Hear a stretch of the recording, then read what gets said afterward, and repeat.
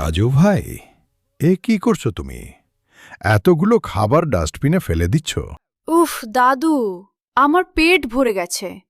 তাছাড়া এই সবজিটা একদম ভালো খেতে হয়নি, তাই ফেলে দিচ্ছি। দাদু ভাই, খাবার নষ্ট করা ঠিক না। ধুর দাদু, এখন তো ফ্রিজ ভরা খাবার, দোকানেও কত খাবার। আজ তোমার চারপাশে এত খাবার দেখে তুমি খাবারের মর্ম বুঝতে পারছো না। কিন্তু আমার ছোটবেলার কথা আলাদা ছিল।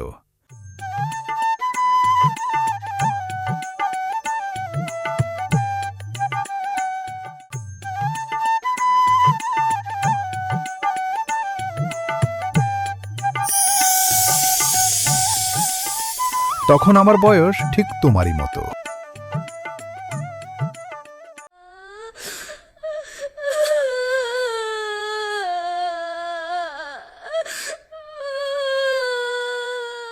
সেবার গ্রামে ভয়াবহ দুর্ভিক্ষ দেখা দিল।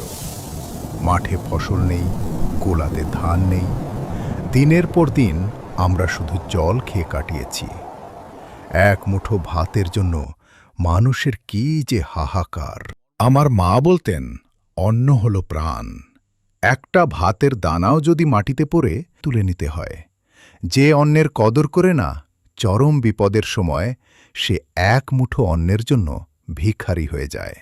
মাটিতে পড়া একটা ভাতের দানা সেদিন আমার কাছে হীরার চেয়েও দামি মনে হয়েছিল। আমাকে মাফ করে দাও দাদু, আমি বুঝতে পারিনি।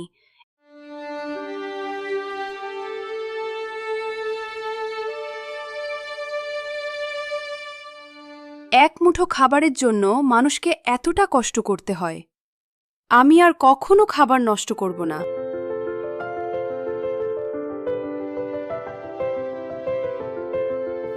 একদম ঠিক। বেঁচে থাকো দাদু ভাই।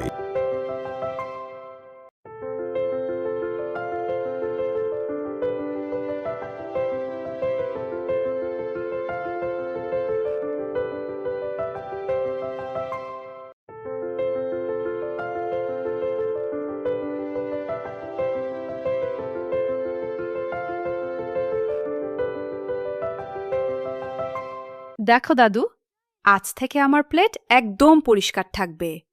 অন্নপূর্ণা আর কখনো আমার ওপর রাগ করবেন না। আজও এই পৃথিবীতে লাখ লাখ শিশু রাতে না খেয়ে ঘুমায়।